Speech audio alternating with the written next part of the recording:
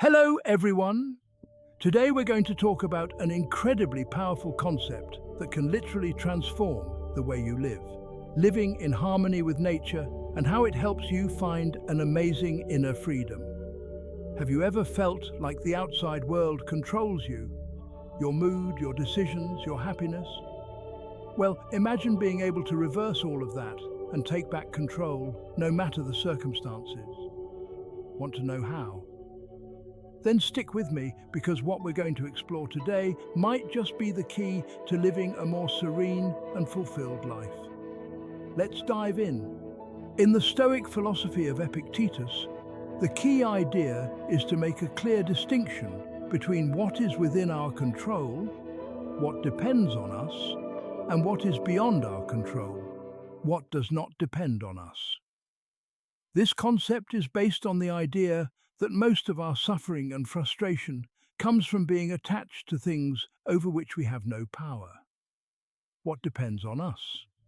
This includes everything that is related to our own mind and will. Epictetus identifies four main areas that are under our control. Our thoughts.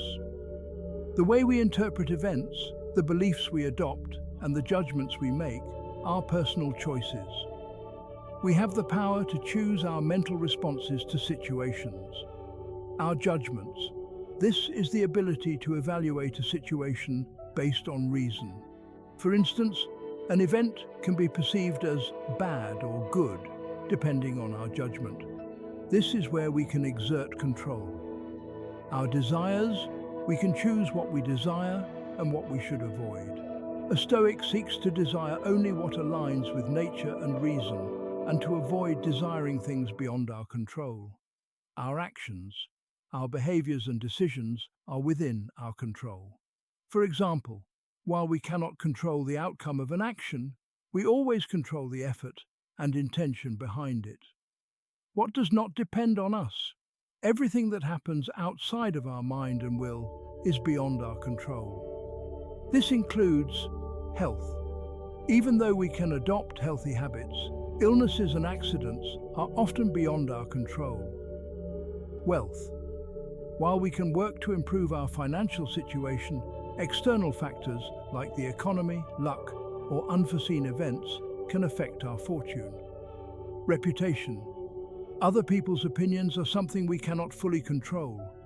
We can act rightly, but how others perceive us is out of our hands.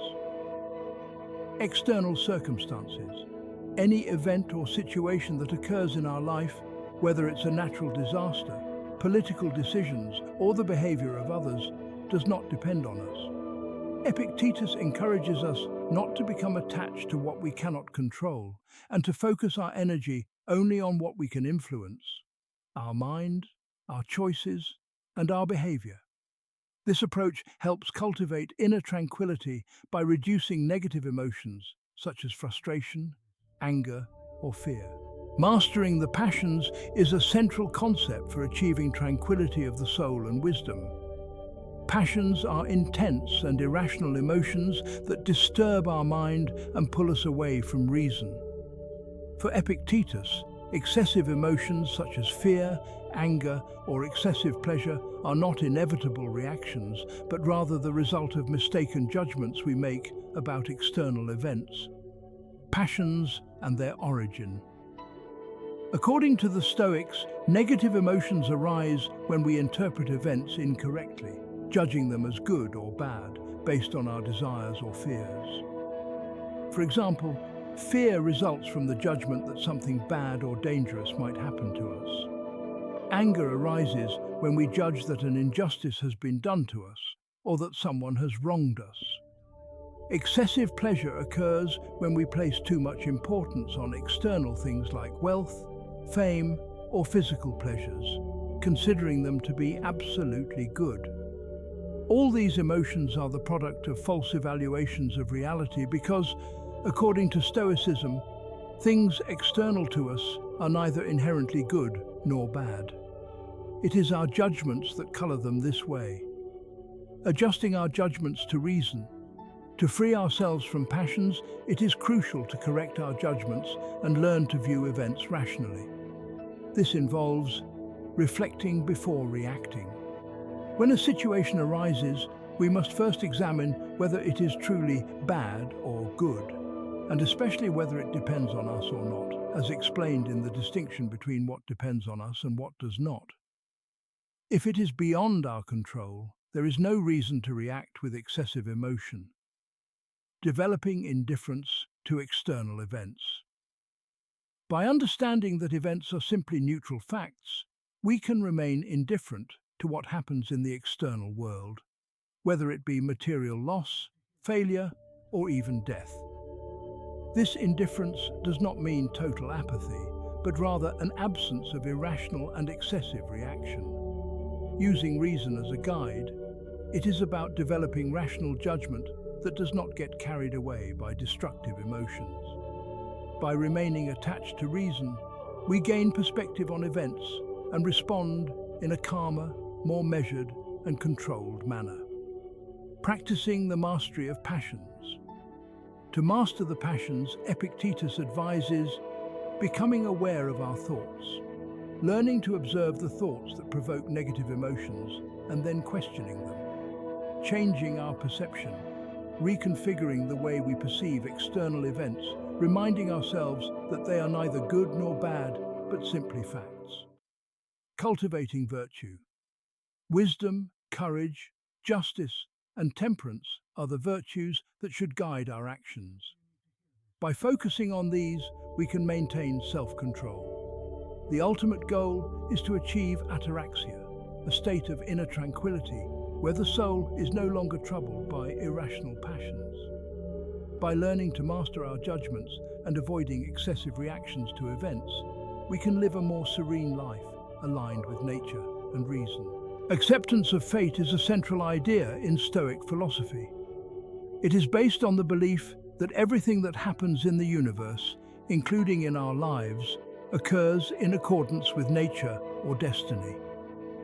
The Stoics believe the universe is governed by a divine rationality or natural law, which they call logos, and that everything that happens has a reason, even if that reason sometimes escapes our understanding. The concept of fate in Stoicism. In Stoicism, fate is not an arbitrary or chaotic force, but rather a rational order that governs the world. According to them, the universe functions according to a plan or natural harmony that surpasses individual will. Thus, every event, even if it seems unjust or tragic, is part of a cosmic order. External events, whether favorable or not, are considered beyond our control, as mentioned in the distinction between what depends on us and what does not. As a result, the Stoics believe that we must accept fate with serenity and detachment, as resisting fate is akin to resisting nature itself. The idea of amor fati, the love of fate, Epictetus and other Stoics not only encourage mere resignation to events, they advocate an active love of fate, which Nietzsche, influenced by this idea, later called amor fati, love of fate. This means that not only should we accept events without complaint, but we should embrace everything that happens as necessary and good, because everything that occurs is part of the natural order. Even painful situations or trials are seen as opportunities to develop virtues such as courage, patience, or resilience.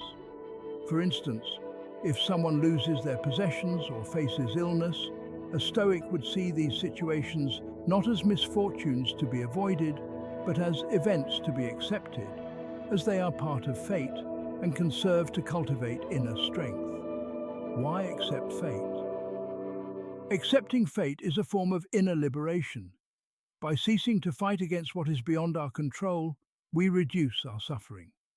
Complaining or getting angry about external events changes nothing about their occurrence, but it causes unnecessary inner turmoil. On the other hand, serene acceptance allows us to maintain a calm and stable mindset, regardless of circumstances. Here's why this idea is so powerful: peace of mind. When we understand that we cannot change external events, we stop wasting energy trying to control them. This allows us to remain at peace. Alignment with nature. By accepting what happens as an expression of natural or divine order, we live in harmony with nature. This harmony is at the core of Stoic well-being, virtue and personal growth. Difficulties and trials are opportunities to practice Stoic virtues. For example, the loss of a loved one can be an opportunity to develop emotional resilience and wisdom by recognizing that death is part of the natural cycle of life. Concrete examples: illness. If someone falls seriously ill, a Stoic would view the illness not as an absolute evil, but as a fact of life, an event to accept. By facing this trial with patience and courage, the person preserves their inner calm and does not allow themselves to be dominated by fear or despair. Death.